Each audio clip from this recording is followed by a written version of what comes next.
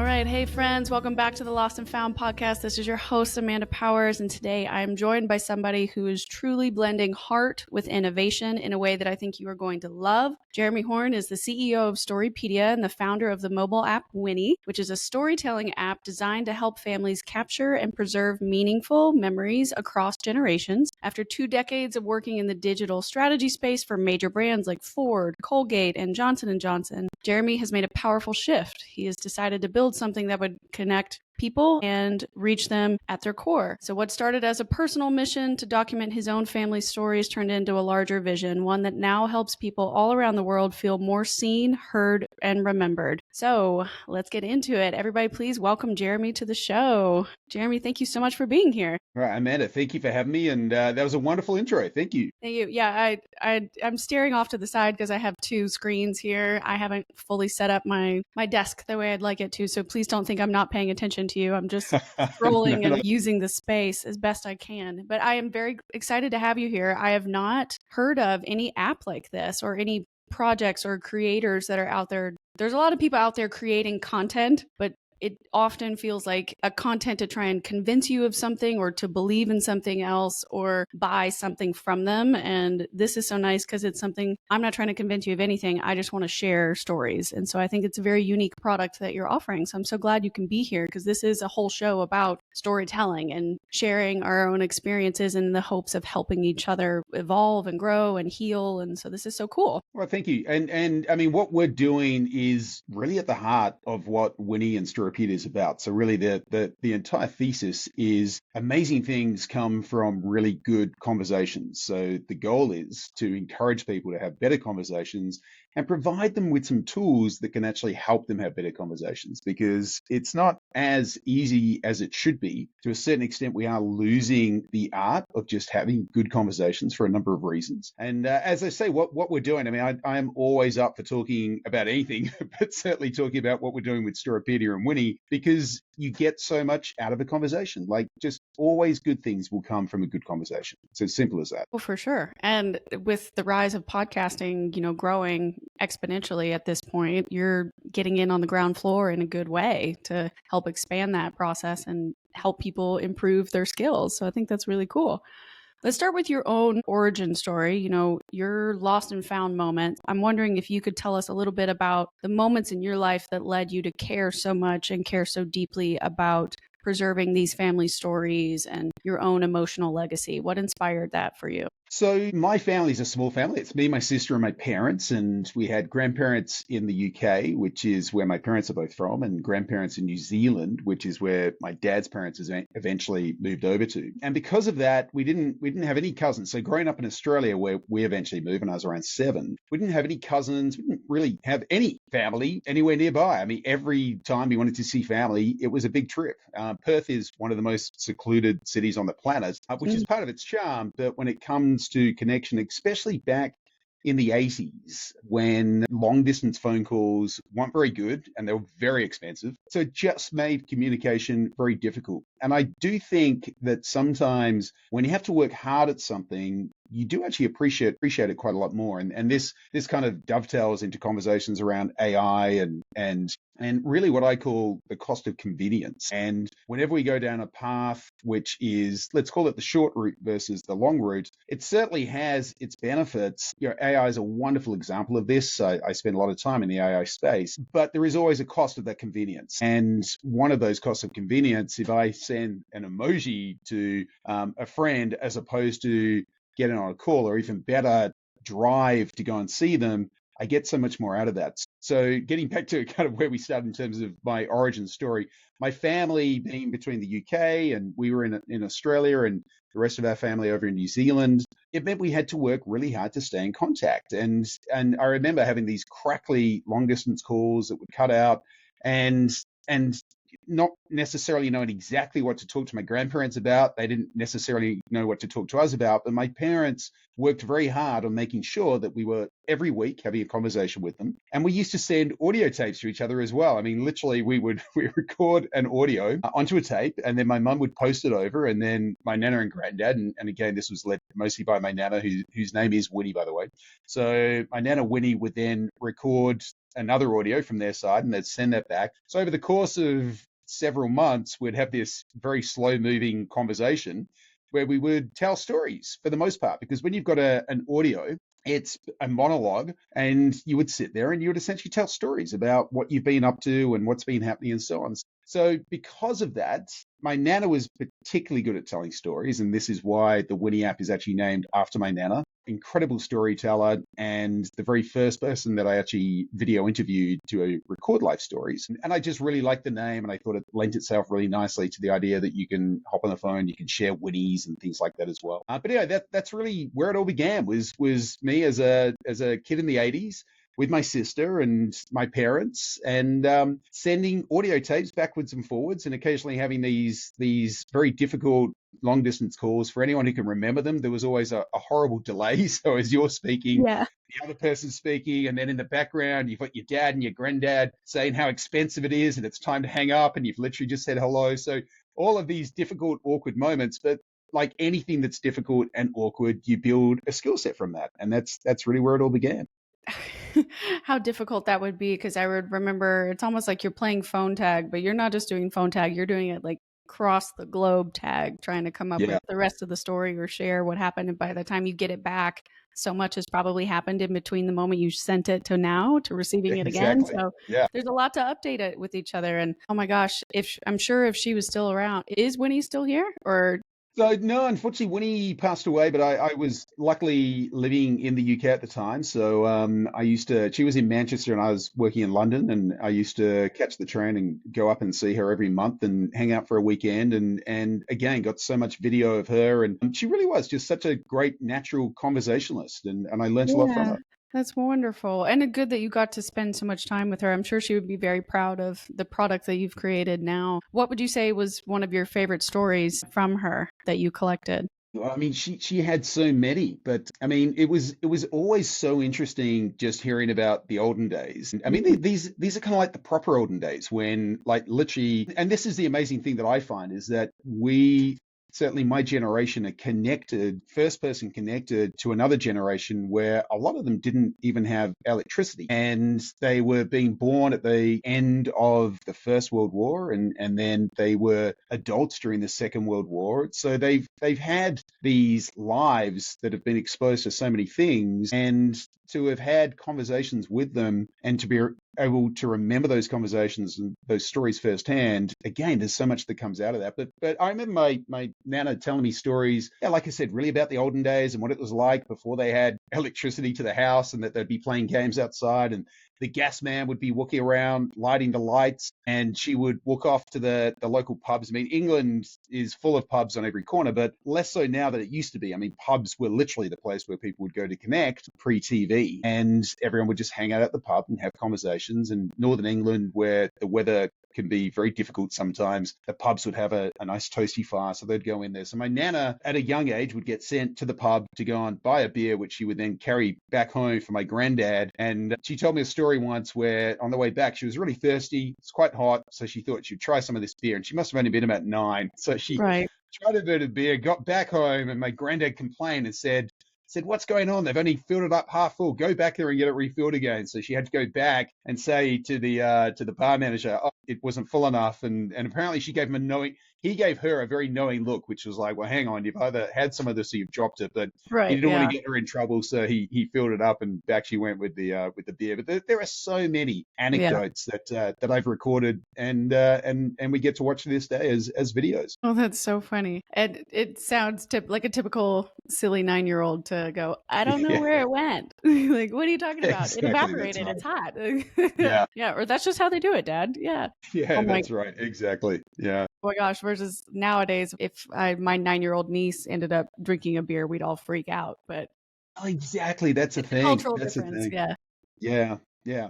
I mean, the thing is, through those stories, though, you then realize that your nana or your grandparents were young ones. And what happens is you actually build a stronger sense of rapport when you start hearing these stories about what they were doing when they were much younger. Because otherwise, you come into the world and your grandparents, even if they're not old by sort of standards of age, they could be in their 40s perhaps, but they seem old because you're so young. And as you get older, they just keep getting older. So they always seem old throughout your life. So this sense you have of your grandparents is, well, they're old people and they grew up in the olden days. But when you have these conversations with them and you hear about stories about when they were young and mischievous things that they did, you do build up a different form of relationship with them. And again, that's why I think it's so important that we have the opportunity to connect with our grandparents.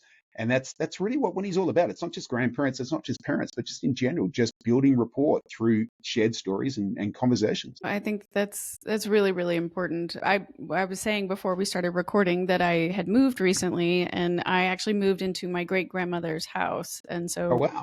she's had this property or her family has had the property for, I think, like 100 years or something like that on my dad's side. And so I live at the top of the hill. My grandmother and grandfather live at the bottom, and then my parents are about 30 minutes away. And You are so lucky, my mom's honestly. mother is 5 minutes away. So I moved to help take care of more personal things that were just going on within the family. And of course, it helps me out to save money to live with family, but it's very different now because you're right. I remember being a little kid and coming here all the time and like playing and imagining and telling stories to them and drawing and doing all these little activities. And now as an adult, your sense of time shifts because you're like, well, now I have a career, now I have a relationship, now I have my own kids, now I have all these other responsibilities. You let some of that go by the wayside. And so I started to realize, I'm getting old enough to where I know what's coming, and it's kind of like I need to pay attention to what's going on with my relationships, and if they need help now, I'm going to do it now because I can, right?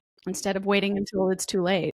I'm just so glad that you've had that foresight, because I think the risk is that we do get caught up in the day to day. We do get caught up in our own lives because there is Yeah. so much going on. And I think even in this day and age, we put so much more pressure on ourselves. But to be close to family, like geographically close to family, it's no longer the norm, but there is so much benefit that comes out of that. To have everybody there and to be able to get together for whatever family dinners and just those unplanned moments where you can call up whatever your dad, your mum, your grandparents and say, hey, let's meet up and do whatever. Those experiences are quite often where amazing conversations happen and incredible memories happen. And I think the beauty of having everyone nearby as well is that it takes a lot of pressure off the big moments, which could be Christmas, Thanksgiving dinners, whatever your family get-togethers might be. But the trouble with those is that there is so much pressure to have an incredible experience Right. because the rest of the year you're not spending time together.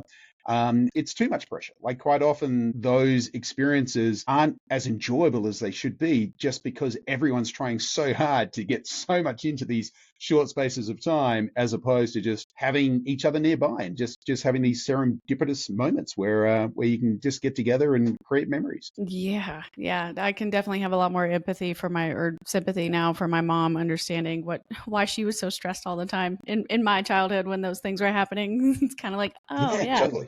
you're trying to make it perfect because we're only Perfect. here Yeah. twice a year. Yeah. Yeah. So it's very different now. Oh, man. Well, I know that we kind of discussed a little bit. And in your intro, I mentioned that you did not start out as an entrepreneur. Is that correct? You worked as like a digital strategist for some other brands. You were in marketing and advertising kind of stuff. So tell me a little bit about that pivot moment when you decided, all right, I don't think I want to do just this anymore. I want to go out on my own. I want to create this app. What were you thinking and what inspired you to do that? What was that moment like? Yeah, so there's been I don't know, this kind of gravitational pull towards turning Stirrupedia into a company for a number of years. And I've always enjoyed technology. So my career has been getting paid by companies to help them define products, launch products, market products, and so on. And so I've built that muscle through the work that I've done. But in parallel with that, I've always been interested in building things and creating things. And because as a kid, I was fascinated by video. I mean, to me, it was literally like time travel. The idea that you could record something and then go back and kind of re-experience it again was just incredible. And so when my dad brought home an Ease video camera that was this enormous thing that you'd have to sort of put on your shoulder, Oh yeah. and it was about as big as me. But I would cart this thing around, and my grandparents, so my nana Winnie and her husband Jack, were over from Manchester. And again, this was fairly, he's not long after we'd moved to Australia. Um, and I was using this camera to do all sorts of very unimpressive video things. But the one thing I did do was point at them and ask them questions about the olden days and things like that. And that little bit of video that I have of my grandparents from all those years ago became one of the most important things that we had, because it went from VHS to eventually CD-ROMs and then onto digital and so forth. So it's stayed with our family throughout the years. And I was just really, the older I got, the more I started to appreciate how important that little bit of video footage was. And I kept doing things like that with friends, recording my own stories. I was kind of vlogging before, like literally before mobile phones and things existed, where I just stare at the camera and just tell some stories, and recorded my family, my friends. As I've got to my age, and this is a strange age now where I'm at, because it's what I call this kind of sandwich age, where you've gone through this period of life where it kind of feels like it's all about you. Your parents are there, they're worried about making sure that you're healthy and you're happy and everything's going really well. So you've kind of got these guardian angels keeping an eye on you. And for the most part, you're just thinking about yourself. Like, where are you going to go to college? What are you going to do after college? When are you going to get your first job? Where are you going to work? And you really don't have much to worry about except yourself. And it's just a naturally selfish stage of life, not in a bad way. It's just the way that it kind of works out. But then you suddenly find yourself having kids and having parents who are getting older. If you're fortunate enough, maybe grandparents who are also getting older, and you suddenly start being very focused on their health and their happiness. And because of that, and just having, in my case, having these experiences of being able to record family and friends and things like that, I now find myself being asked by my friends to go off and interview their parents, their grandparents, and capture their stories, because they're concerned. They're concerned that their parents are at an age now where there's less years in front than there are behind. So that's even more obvious once your grandparents are into their years. And if you're very lucky, some of my friends have got grandparents now in their hundreds, their early hundreds, and they really, it's amazing. And they really want to capture these stories. And so, my friends, knowing that I've done this as a hobby for a lot of years, most of my life now, have asked me to record these stories. So it was something that, getting back to your original question, it really something that just I was doing anyway as a hobby, as a passion. Then I started to think, well, how can I scale this out? Because I can't be everywhere for everyone to do these individually myself. So that evolved into, and I had so much video content. I was like, well, how do I share this in a way that it doesn't get buried into YouTube? So originally I put them up on Vimeo. And then eventually I set up a platform called Stories for Life, which is where all this video content lived. And then I had some friends who were saying, look, like, you probably need to do something with this and turn it into something. And I've been thinking about what that might be for some time, but really with support of just some really good friends, one in particular who's really, I count as a co-founder, and his wife, Lara. So my good friend, Carl, who I got to know in Perth, and his wife, Lara. Carl spends a lot of his life investing in companies and building companies up and so forth. And really, with his help and his network and some of his close friends, it allowed me to turn Storypedia into a company, which we did a couple of years ago. And we focused on family and friends. So that's really what the Winnie app's all about. But Storypedia is a platform. It's a platform of connection. I call it a human connection platform. And our goal is to find all sorts of different ways to help people build stronger social health, stronger connections. You've talked a bit about that, where we're starting to lose our, I believe we said, it's like the breakdown of that intimate type connection too. And you've talked in previous podcasts about the human-centered tech, and that's a really important part of your business. So I'm wondering, what exactly does human-centered tech look like in practice, and why has that been so important for you and your personal growth? Yeah, so there's nothing better than getting humans into a space together, physically sat with each other, because there are all these subconscious connections that are happening and nuances. And it can feel quite awkward sometimes as well. I mean, that initial bit where you walk into a room and it feels like everyone's already getting along and having conversations, and you're walking in and you've sort of got to find a way into the conversation and so on. And again, as I said earlier, that awkwardness is kind of where the beauty of it is and the magic is, because you're then building a muscle. You're getting better at being able to converse, and everyone's feeling it. Even if it looks like everyone's already having these wonderful conversations and you're coming in and not quite sure what to say, Yeah. everyone's kind of gone through that and figured that out. So that's the best experience, getting a bunch of humans together into a room, getting together with your friends and family. But the next thing is, well, how do we then use technology? And I talked earlier about having these very crackly long distance conversations that we'd have on the phone when I was a kid, sending audio tapes backwards and forwards. But that was us using the technology at the time to build connection. And now we live in a world where we can do what we're doing now, where we can literally have a video conversation, which is Yeah. essentially free, and the audio is incredible, the video is incredible.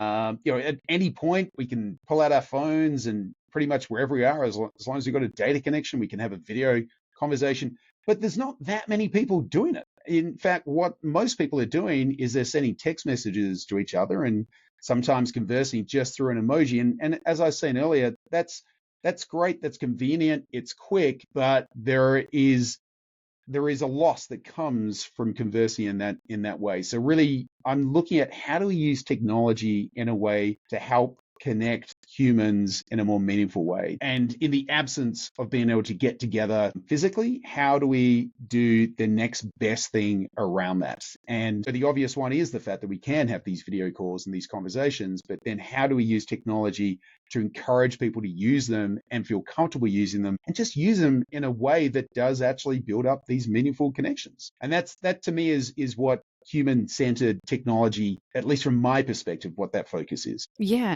that's really interesting. For listeners that may have not had the opportunity to use the app yet, how is Winnie different from if I just want to FaceTime with you, or if I want to use WhatsApp and we do a video call or something like that? What makes Winnie unique, and how does it help preserve that digital legacy and connection between the two people that are sharing those stories? Yeah, it's a good question. I mean, that is in speaking with investors and people, that sometimes they'll say, well, I can just get on a FaceTime call and I can share a video onto YouTube and things like that. So really what Winnie's doing, let's say, think of it as you're on a FaceTime call or a WhatsApp call, and whilst you're on that conversation and maybe you're having a chat with your granddad, so it knows a bit about your granddad based on stories that your granddad's recorded. It knows a bit about you based on where you live and your age and stories that you've recorded as well.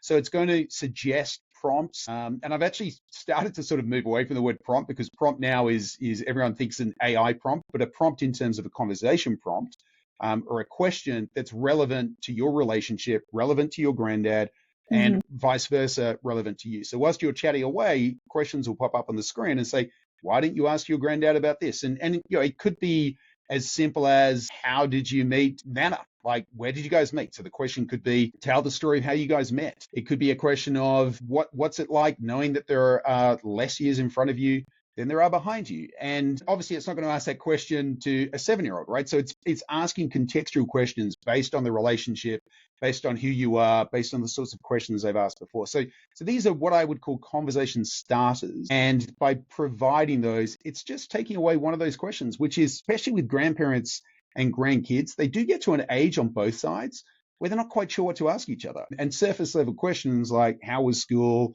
What studies are you doing at the moment?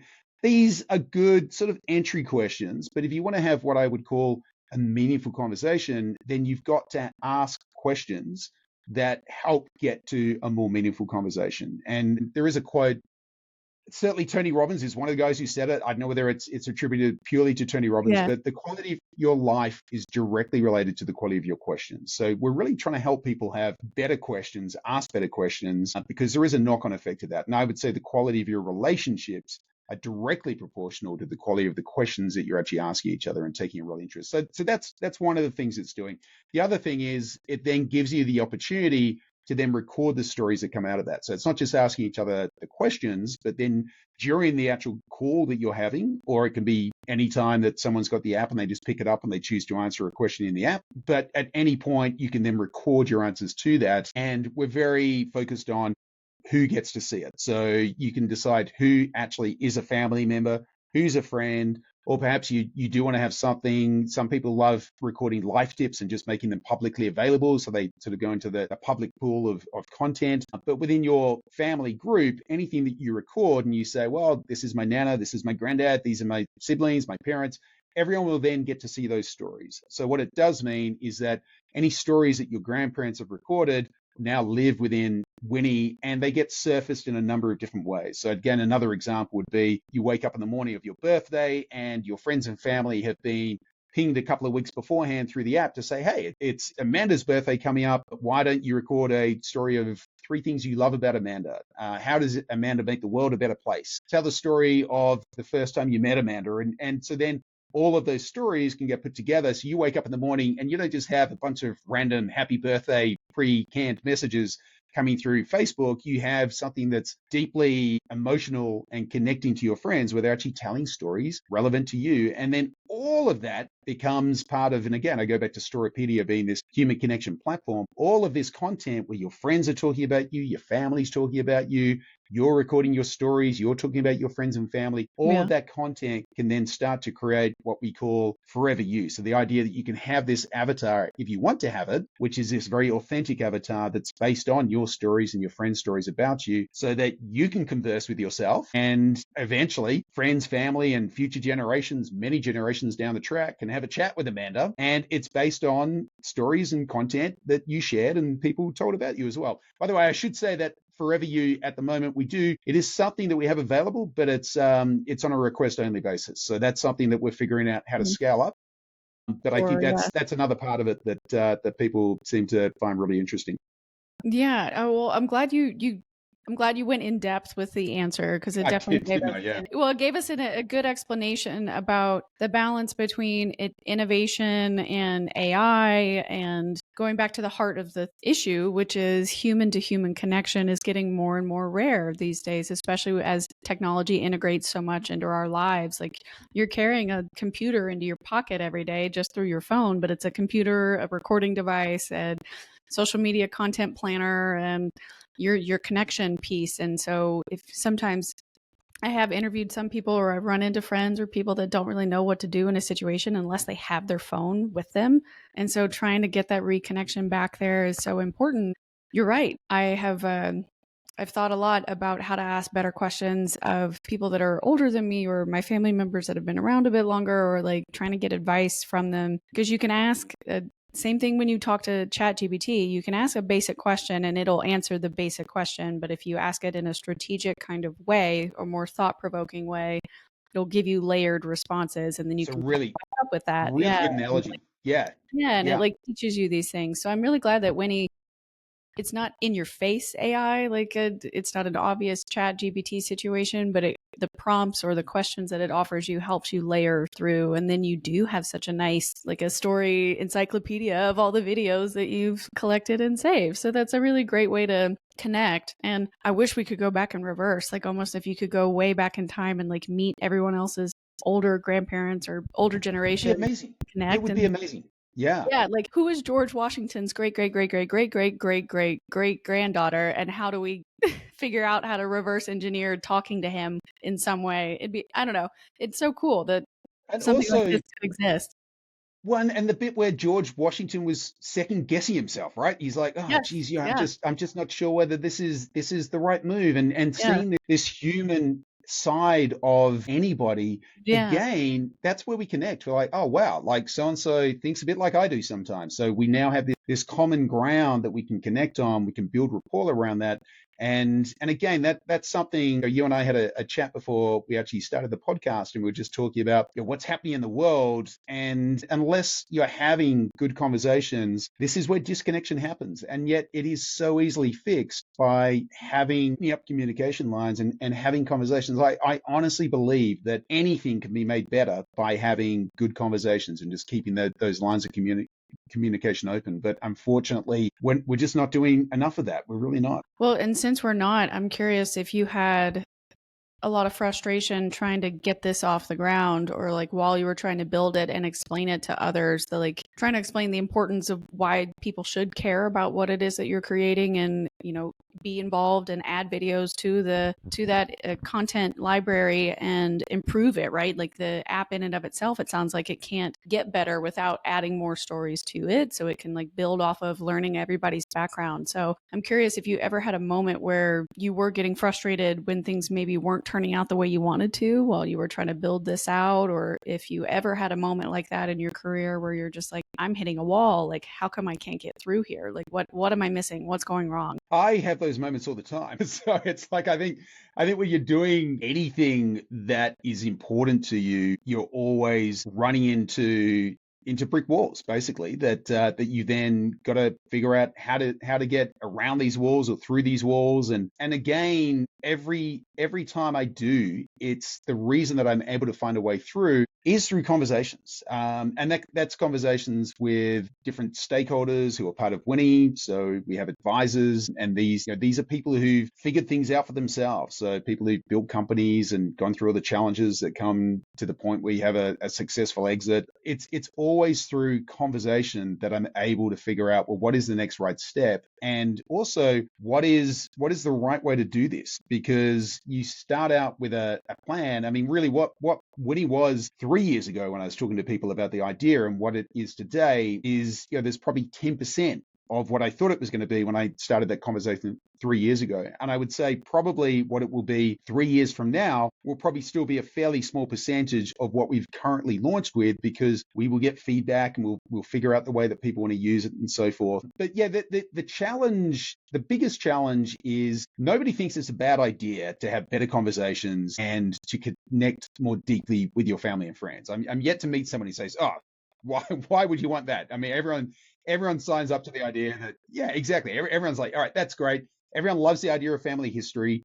And obviously, a lot of people have invested a lot of time in putting together family trees and things like that. The challenge is still getting people to be comfortable with having better conversations, like getting people to pick up the phone, open up Winnie, and to have a meaningful conversation. So that's something that is always going to be a challenge. And I think the way that I look at it is it's up to us to just figure out how do we make that more compelling. So one of the things, for instance, is we have conversation cards. So physical conversation cards that you can have at the dinner table. We've got a pack at our house, and my 7-year-old son loves it when we pull the conversation cards out at dinner, and he loves answering questions. He'll hand them out. He'll get me to answer one, my wife, and so on. So the conversation cards is another way of striking up those conversations, and they have QR codes on them so that if you want, you can then scan it with the app and then record the stories that come out of those conversations. And obviously that's optional. I mean, if you sat around the dinner table, it may or may not make sense to start recording some of those stories, but that's one of the ways that we help break down the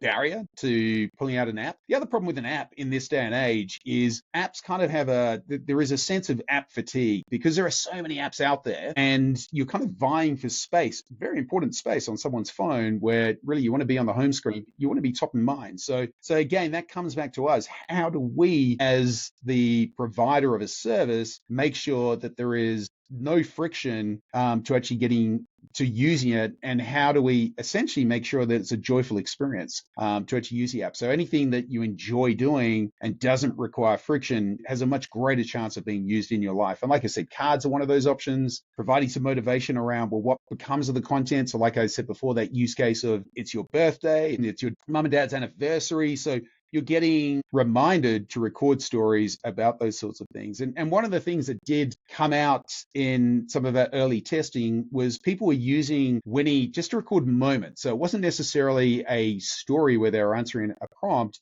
but they were pulling out the app and they're recording a moment. That could be anything. It could be that they are at a birthday party and they're celebrating something, or they just want to remember a moment in time and share it with their family and friends, and perhaps with future generations as well. So we then just created the ability to record a moment. So you've got 3 minutes and you record a moment, you can talk over the top of it. And those moments, again, start to become part of your life experience, your life history, and things like that as well. But yeah, we've got to listen to the people who are using Winnie and using Storypedia, and we've got to make sure that it gives them what they need in their sort of day-to-day lives with little to no friction. Yeah. Does it integrate at all with other social media apps? I know like sometimes if you record someone's answer and you liked it, or it was a funny story or something like that, can it convert and I could save it and send it to Instagram or send it to TikTok? Or It needs to. It definitely needs to. So the answer is no, but it's definitely on the roadmap because it's on the list? I Yeah. mean, yeah, it definitely needs to do that because ideally, if you're on a WhatsApp call, we want to be able to present a very similar experience within WhatsApp, but then again, record those stories back into the Winnie app so that it all goes into what we call this Wikipedia of human stories, the Storypedia platform. Because once you've captured that, then you can do so many more interesting things with them. Your example of, well, what if I'm on another app and I don't necessarily want to use Winnie in my day to day? That is definitely something that it's a nut we need to crack for sure. Yeah. The reason I ask is I've had people ask me, how did you get so confident talking on camera? Or how did you get so confident saying these things on the internet or whatever? And I was just kind of like, I'm not confident at all, not all the time, right? When I first started, you could tell in the early episodes, like my voice kind of shakes. I say a lot. I pause a lot. I don't know what to say next, sort of situation where I get frustrated or whatever. But I think the thing is that I knew that if I didn't tell the story or I didn't share whatever it was that I was feeling, I would feel worse. So like keeping it in was less desirable. Not whether or not I impressed anyone or made it perfect, but that's just kind of how I started to build up my own confidence. I know that the more I did it, the easier it got and the more comfortable I would get with like, I'm just going to put it out there and I don't really care if anybody likes it or not. I liked it. I did it because it made me feel better, kind of a thing. So I know that if there was something enjoyable that happened in the Winnie app, if you had the ability to export the video or save it in whatever platform's version, I think it'd be really easy to just transfer and upload straight to the other ones too. Or vice versa. If they found a story, oh, this story is really funny, my grandma would love it, let me send it to her in Winnie, and then she can respond in Winnie and I can get her, record her reaction to this or something. That'd be Yeah, no, 100%, and that's when it starts to become more engaging. So you can kind of export a story from Winnie, so you can definitely do that, and you can share it into social content, and you can also share it with people who aren't using Winnie. So let's say you're yeah, with cool. your yeah. So one of the nice things is if you are sat with your parents or your grandparents or even just a friend, you can pull out the app and you can record their story into your app, and then you can share it with them afterwards. You can put their phone number in; it'll send them a text message. So you can do those sorts of things, but the other way where you're pulling content in that you might have recorded just to your phone or whatever it might be, we haven't got that one working yet, but we definitely will. Yeah, I like that. It also kind of reminds me like this could also turn into like a boutique situation where if there is a specific event, like how they have, you can rent a photo booth and it'll print out the six Yeah, or seven photos well, or something for weddings, you. right? But Yeah, now maybe you could do like a Winnie version where you've got a Winnie tent somewhere and people yeah. go in and it's grandmother's 90th birthday or it's so Becky and John's wedding, and like everybody goes in there and they say their message and it's saved and like goes straight in there, or like you put the QR code on the table and you scan it and record it and it sends to their Winnie app profile and then they can watch them later or something like that. Because I Amanda, know you, sometimes you need to be on the product team. These are great no. ideas and experiences. Well, it's so funny.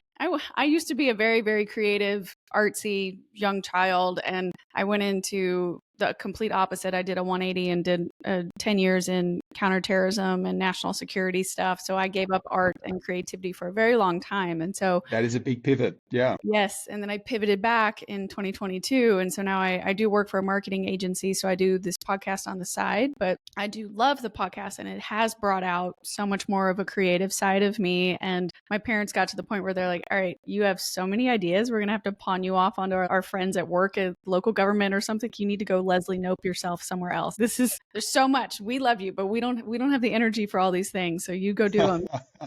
But I love it. I think you have so much growth and opportunity because technology is changing so quickly. Yeah. Stories don't change, but the how people share the stories will. And just there's more and more opportunities for you to collect them over time. And eventually I think you could even do like branding events like with, like a celebrity thing, or if there was like the US Open or something like that, like getting to interview all of the athletes and like when was your first time you were here compared to now? How do you feel? And it'd be interesting just to get That's different sides of honestly, people. that's a perfect example because so my parents being English are massive Premier League football fans. My dad for Arsenal, my mum for Manchester United, but we've talked about doing collaborations with sports clubs so that it's not just the players, but it's also telling the stories of like, what was it like to have been at the 1969 whatever match where this happened and so kicked a goal in the last second, and hearing those stories from the fans again is another way of just connecting with the experience and then connecting to the club. Yeah. To me, stories are literally the fabric that connect us to everything, and they give value to everything. This is why stories are so important. So conversations are critical. You can't have a story without some form of conversation. But then really powerful conversations and connection happens when you can then tell it in some sort of storytelling format. And that's what you talked about with sports teams and weddings and everything else. That to me is really where the magic is. And that comes through from the sharing of story. Yeah, I think that'd be really cool. I can't wait to see that for you one day, where you're on the marquee too, and Yeah, me people too. Me yeah, too. get to Yeah. share that. Yeah, that'd be really fun. Well, I'm also curious. What are some of the ways that you're seeing current families or current users use Winnie that has surprised you or inspired you? So the one of the questions that's really popular is, what are the values that your family name stands for? And this is one that certainly people in my age group and above seem to really gravitate towards. And it makes so much sense. I mean, the idea that, in my case, my name's Horne, Jeremy Horne. So what does it mean to be a Horne? What did it like? How did I even come to be here? Right. So hearing the stories that have allowed me to be where I am, and knowing things about my grandparents. And I mean, most people don't even know the names of their great grandparents, right? They just know that they had great grandparents, but a lot of people don't know the names, yet alone the lives that they lived and the experiences that they had in order for them to have their kids, who then went on to have their kids, who then went on to have, in my case, me. So it's the fabric of connection, which I really hope people would use it for, but it's really good to see the way that people use it in that sense. And I've got a story with both of my grandparents. So my granddad on my dad's side, so dad was born right towards the end of the Second World War in the UK, and they were living in London, and there was a stray bomb. So whenever the bombers were going back, whatever bombs they had left, they'd just drop them just to be mean. And one of them landed. So the sirens are going off and everyone's getting into their bomb shelters in their back gardens. And my granddad's shuffling the kids. So dad had two siblings. So there's three kids and his wife, and he's shuffling them all in. And then a bomb lands on the house a couple of houses up and takes out the entire house. But shrapnel from that then hit my granddad as he was getting in. And I remember as a kid, he had this big scar on his head. My nanny used to say it was from shrapnel. I didn't really even know what shrapnel was. But then hearing the story later on in life, when it did make sense, I mean, had that just been slightly deeper, or had he been a little closer, that he wouldn't have been there. And then I wouldn't, so I was saying shuffling my dad in. My dad actually wasn't born at that time. So this was just before my dad was born. So my dad wouldn't have been born. I wouldn't have been born, obviously, as well. So Right. just hearing these stories, and, similar one on my mum's side with Winnie, my nana, where she was waiting for her again in the middle of the war, and she's waiting to see if she can get a job at a jam factory. And she's waiting for about an hour. And then in the end, she thinks, what am I doing? Waiting for a job at a jam factory. And just walks off. And because of that, then she decided to go back to Manchester, and the room where she'd been staying for the nights before, that very night, got hit by a bomb directly. So had she been in that room, she wouldn't have been around. So again, this was when my nana was in her late teens, early 20s, I think. So then my mum wouldn't have been around, and so on and so on. So just hearing these stories and understanding that all of these little events that have kind of contrived to allow me to be in the world and to be where I am today, it gives a sense of kind of meaning and gratitude, really, just for the fact that I'm even here. And I think when you have that sense of meaning and gratitude, it gives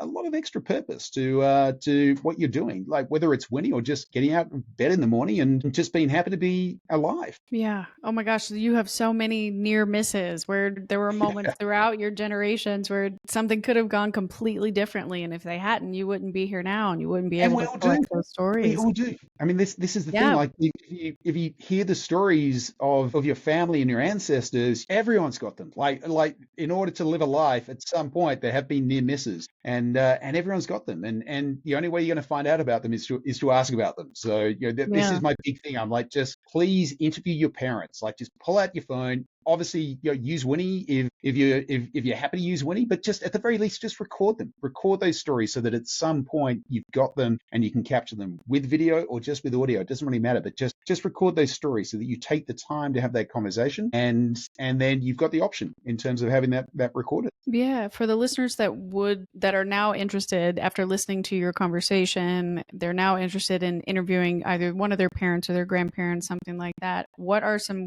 questions that you would suggest to them to try or ask? Yeah, well, one of my favorites is what advice would you give to your younger self is always a fun one. And another one is what's been the best decade of your life? So, and again, when I used to go up and see my nana in Manchester and I asked her, pretty much that exact question, like if you could go back to a younger age, where would you go? And she said she'd go back to being 60 something. I was like, really? It's like, you've got any choice here. You can go back to anything. She's like, no, 60 was great. She said, we would go to the dancing and we'd hang out at the club and we'd chat with our friends. And, at this point, she was mid 80s, so 25 odd years back in time.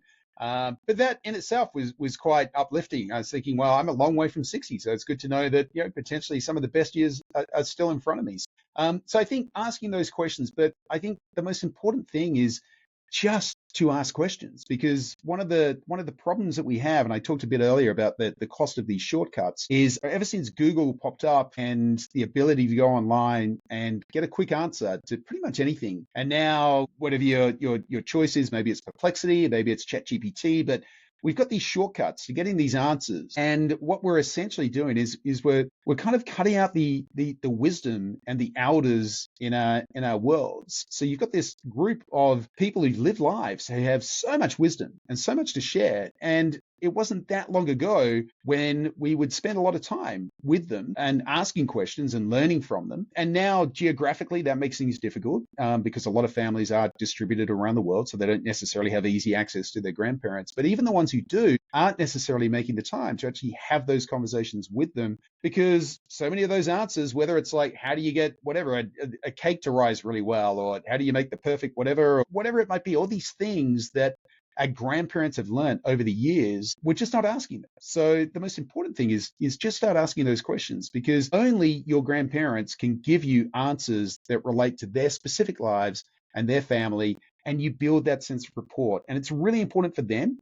I talk a lot about social health, and it's not a term that I've coined, but it's one that I've latched onto because it makes so much sense, because there is so much actual health, mental health, and even to a certain extent physical health based on studies that comes from just having really strong relationships. And again, to have these strong relationships, I believe you just got to have good conversations and make the time to connect with people. The most important thing is don't necessarily get caught up on the questions. The Winnie app will help you with those questions, but the most important thing is just sit down, start having a conversation, take a genuine interest in each other, and good things will come from it. Yeah, I love that. And I'm glad that you mentioned just asking your grandparents in general, because I don't know if your grandparents did this or not, but anytime my mom or I would ask my grandmother, how did you make such and such dessert or item, or where did you buy that? Where did that come from? Or how did you make that dress or something? She'd always be like, well, I took a pinch of this and a piece of that. And, I found it only on Wednesdays, and you can only do it you have to stare into the sun and do it exactly at this, like, it's Exactly, never, that's right. Yeah. nothing's precise in anything that she would ever make, but it was always perfect. The final product would come out exactly as is, and she would just be eyeballing it the whole time. And we tried once.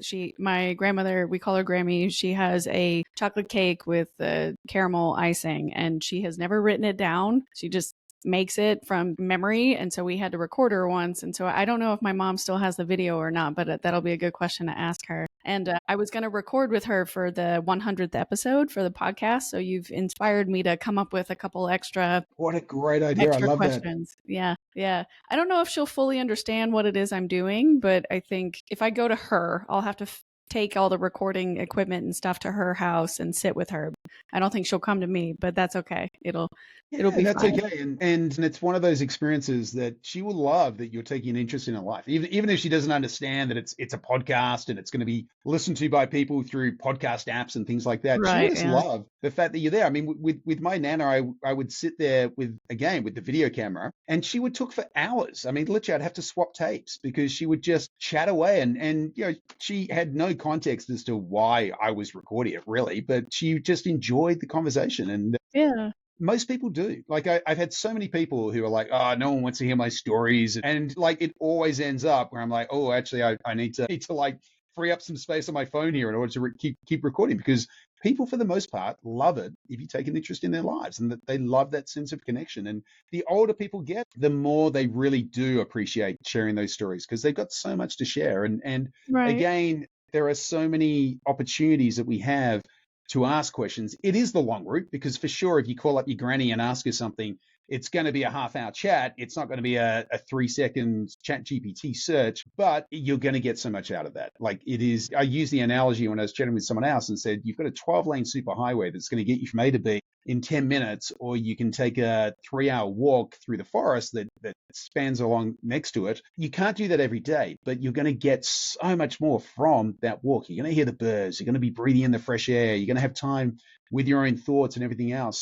So there is always so much to be gained from taking that long route, even if practically you can't take it all the time. But just be aware of what you're missing out on when you're constantly taking the shortcut. Yeah, I agree. If you can find a way to go out of your way to do something like that, you will connect much more deeply. And I've heard several times now that your brain processes information at 3 miles an hour. So like when your brain heals, or your brain comes up with the answer, or your brain does whatever, but your ability to cognitively process is optimal when you're walking and engaging in low to moderate exercise like that. So it makes sense that you would feel better on the 3-hour walk, but you wouldn't necessarily need to do it all the time. But I like that. What's one story that you hope people will remember you for? I hope that people will remember me as someone who genuinely cares about connection. I hope my friends will think of me as someone who's present when we're having a conversation.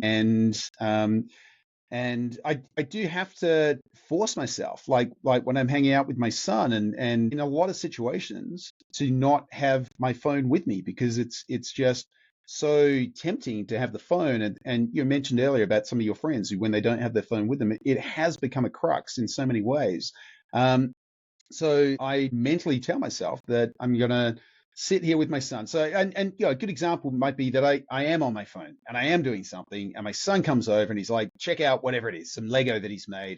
I have to then force myself to say, put the phone down. Doesn't matter. I'm in the middle of something, and let's make eye contact with my son, and let's talk about why this Lego aeroplane is so important. And let's ask a few questions about why he put the bits where he put the bits and things like that. And that's my hope, is that my friends, my family, the people I care most about will think of me as someone who cared about their lives, their stories, and cared about having just a real connection with them. I love that. And I have no doubt that they will, especially if you continue down this path. What do you think you have learned about yourself, or what has this process of creating the Winnie app taught you about you? Well, it's told me that I always like things to be perfect before I put them out into the world, and that's never helpful. So it's taught me to do something that I just find very difficult to do, but that is to just put things into the world, get feedback, evolve them, and progress them. And it's still something I'm learning to do. I mean, I can definitely just work on something until I feel that it's perfect. And what the learning there for me is that even though I think it's perfect and then I put it into the world, it's only then on reflection I'm like, oh, actually, no, that was only 10% right. And the other 90% I figured out by putting it out into the world. And all of that time that I spent trying to get it there, I could have just put it out there and got that feedback and figured that out and iterated and moved on. So it's really, I've kind of had an inkling of that as being one of my bad habits for some time, but certainly going through this process of building Winnie, talking about Winnie, and everything else that comes with it, is just getting it to the right level and getting it into the world and getting that feedback. Well, that's good. I think we all have a little bit of perfectionism somewhere buried in us, and it's hard to let go of that sometimes too. I know for me, especially with this project, like I want it to be the best of the best, or the best that I can make it. And it's kind of like, all right, remember you have all these other responsibilities too. So if it's not 100%, 80, my dad likes to say 80% is better than perfect. Like 80% is better than nothing. You can still get it out there, and you can refining is also part of the process. If you Yeah. never put it anywhere, you're never going to get the chance to refine and actually make it better if you're trying way too hard to wait for it to be perfect, because perfect doesn't always exist. I'm not sure it does, to be honest. Yeah. I mean, again, all of these little things that I spend so much time thinking about and putting out there, and then I will watch as people engage with them, and they don't notice them. It's just, and it doesn't, because at the end of the day, they don't matter. Like, what matters is, does it fulfill its primary purpose to help people connect? And we've got this mascot, Winnie the Penguin, because my son loves penguins. So there's a story behind that. We rescued a penguin when we were in New Zealand. No. Oh my gosh. Yeah, this poor little guy had washed up, and basically it's we took him to the ranger, and hopefully that penguin is thriving to this day. But yeah, there's a story behind the penguin, but there's all these little kind of animations and things like that within the Winnie app. And at the end of the day, yeah, they're important to me, but the app didn't need to wait for those things to be there to actually get that into the world, right? So it's things like that I've really learned to just catch myself and be extra diligent about not getting caught up in some of those little things. Yeah. If you've mentioned your son a couple of times and he enjoys the concept of the Winnie app. If you could only leave one video message for your son and that's it, what would the one video message be? Yeah, it's a really good question. So I have left him video messages, and it would be something along the lines of that he's very much loved by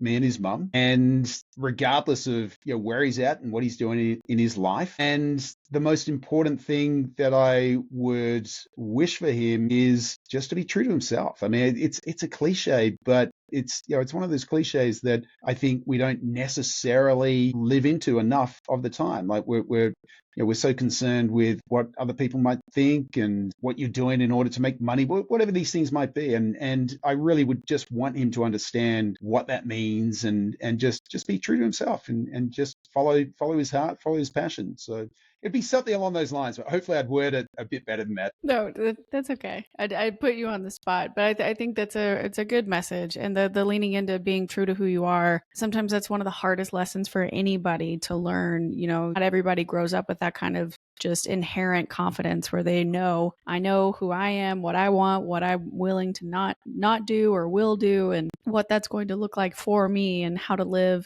a good life from my perspective. If you get caught up worrying about how do I compete with everybody else, or how do I measure up to whatever society is telling me I'm supposed to measure up to, and when you don't follow through on that, it can hurt, or you take it personally, or you start to think that you're a failure, and it snowballs quickly. And then honestly, Exactly.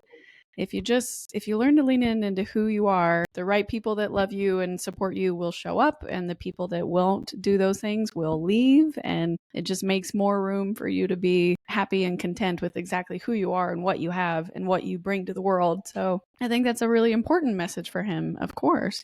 You've also mentioned in previous interviews that like one of the core missions for Winnie is to help people feel seen, heard, and remembered. What does feeling seen, heard, and remembered mean to you personally? Well, everyone's got a story. I mean, and I said earlier, people that I've interviewed start out by saying, no one wants to hear about my boring life. And I'm like, well, let's just sit down. Let's just have a conversation. And eventually, literally hours later, and I'm either swapping tapes or recharging the phone. So I think to me, it means just giving people the opportunity to talk about what's important to them, what experiences they've had in their lives. And it's true to any age. I certainly see it playing out though, and this might just be the nature that I've recorded a lot of people later on in life recording their stories. But certainly I've seen that people really do want to share stories, and everything from quite often actually their stories are quite often about their family. So it's not necessarily them saying, hey, I did this, I did this, I did this.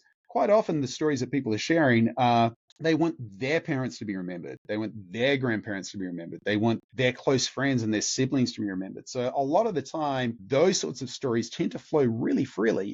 And I kind of have to probe for some of their personal stories about things that they've done and things that they've achieved and things like that. But that to me is the opportunity to be seen, and giving people the opportunity to be seen. And again, it's so important. So much so much good comes from that. I think you're 100% right. When people can feel validated in that way, I think it helps even the playing field, I think, a little bit more, where they're kind of like, oh, well, if it's not bothering you, then sure, I'll keep going, or I'll keep sharing this thing, or I'll keep doing this thing. And you get like that light up feeling. I'm sure you film so many people now, you can start to notice like when it starts to turns on, like when someone gets an idea or when someone like feels they're very happy that you asked them that specific question because it triggered a very specific memory. And now they get to share the thing that reminds them of something fun or lovely or happy or funny or whatever. And it could change the whole vibe of a whole room sometimes when you just find a way to ask the right question to someone. Yeah. And I think that's really good. Well, I have a few core questions that I ask all of my guests at the end of our episode. So the first one is, what do you want out of life, and have you found what you're looking for? So I mean, out of life, I want to have a really close connection with my family and close friends, and it really is that simple. And it's one of those, again, it's a cliche, right? Like the idea that people get to the end of life and they've amassed massive amounts of money or fame or whatever it might be, all they really care about are their family and their closest friends. I've always been conscious of that, and not, to me, that would be horrible to get to the end of your life and no longer have any runway to be able to do anything about it and feel that you made the wrong decisions about where you focused. So yeah, to me, that's the main goal is strong connections, genuine connections with my family and friends. Love that. I think that's a good one, and you're definitely well on your way for that. What would you say has been your greatest achievement? It relates to that, to be honest. I think by being aware of, and I don't know why I'm aware, but I think it's really just the values that have been instilled into me from my parents and my family, my grandparents and so on, and my sister, who's a wonderful human being as well, if she's listening to this. But I think just being aware that the most important thing is family and friends who feel like family, like relationships, essentially. I think that's probably my greatest achievement, is just having that sense. Now, getting that right all the time, I'm not saying that I've achieved it, but just it's something that I'm always working towards, is how do I build and maintain really strong relationships with the people I care most about. So yeah, but in my mind, the two of them tie together. Yeah, that's a good one. I like that. How do you define purpose, and what does living in your purpose look like to you? So for me, purpose is something that feels bigger than just me. So it's something that I can help bring to the world, that will have a bigger impact than just something for myself. That, Storopedia and Winnie ties in perfectly with that, because my purpose here is to provide a way for people to connect in more meaningful ways, to build rapport, to have stronger families, to hopefully put a dent in what has become a loneliness pandemic to a certain extent. So when I go to bed at night, I'm thinking about it. When I wake up in the morning, I'm thinking about it. And hopefully the way that I'm approaching it will have an impact in a positive way. Yeah. Well, and especially for the loneliness pandemic, I think you're 100% right. We're the most digitally connected that we've ever been at any point in history, and yet we're the most disconnected socially and emotionally than probably ever before, because we don't actually practice that human to human connection so much. And I think what you're doing is going to create quite the ripple effect, and impact people in ways they may not even realize, or it's happening in that moment. I hope so. Yeah. Well, and you mentioned this question earlier, so I hope it's not a cliche to ask you, but if you met your younger self, or you could talk to your younger self, what would you say to him now? Yeah. I'd probably tell him not to blow dry his hair, because it'll probably make it all fall out one day. That's probably one of the It main doesn't tips even that I'd matter. give. Yeah, don't even worry about Exactly, it. that's right. Exactly. And I think otherwise I'd say, look, like, just it's all good. Like, just keep doing what you're doing. Like, don't change anything. I wouldn't want to risk that classic butterfly effect, right? Where it's like you try to fix one thing and then something else happens that you were completely, the unintended consequences of changing things. Like, I would simply tell him that I'm a happy grown up now, and I have been, and I'm surrounded by amazing people who help my life to be amazing. And so just, yep, you're on the right track. Keep doing what you're doing. Just don't blow dry your hair. That's basically where I'd finish it. Yeah, I mean it's a good lesson, and yeah, and I think a lot of the times if you could go back to your most anxious time period or your most self-doubting moments, you could be like, hey, you actually figured this out and it's Yeah, fine, or you actually figured this out and it doesn't end up the way you want it to, but that's actually better because this opportunity shows up. So exactly. you Yeah. can't worry about it. Yeah, yeah. No, that's awesome. I like that. All right. And to those in our audience who are facing their own what now moments and they're feeling lost, they're unsure, they're overwhelmed with what's going on in their lives, anything of that nature, what would you say to a person that's feeling lost to help them find their way or to take their first step to change their life? So that for me is an easy answer, is find somebody and start a conversation and start a meaningful conversation with somebody. And we've all got somebody in our lives that would be very open to having a meaningful conversation. So if it's not a parent, if it's not a sibling, if it's not a family member, it's a friend. If it's not a friend, it's going to be a community service where there are so many good people who are just ready and waiting to have a really good conversation. But everything good comes from a good conversation. And so just make the effort to start that really good conversation. And like I said earlier, it can feel incredibly awkward. It shouldn't, because it's the most natural thing that humans have evolved to do.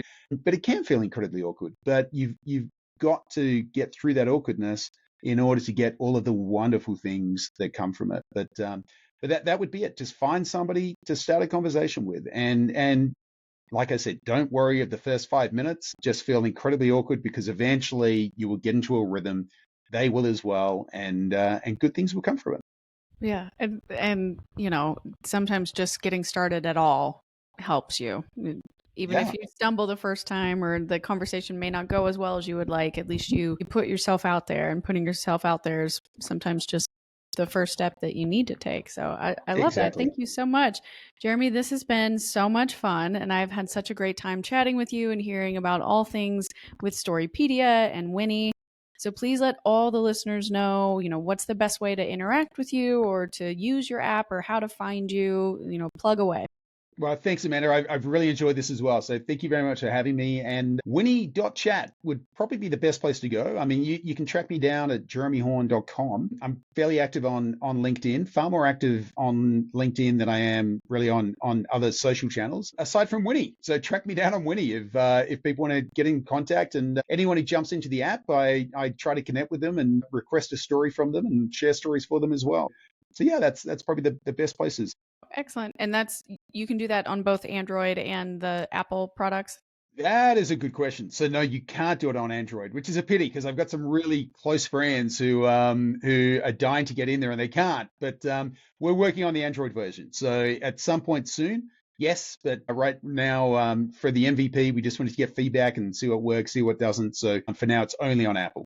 On iOS. Cool. Good to know.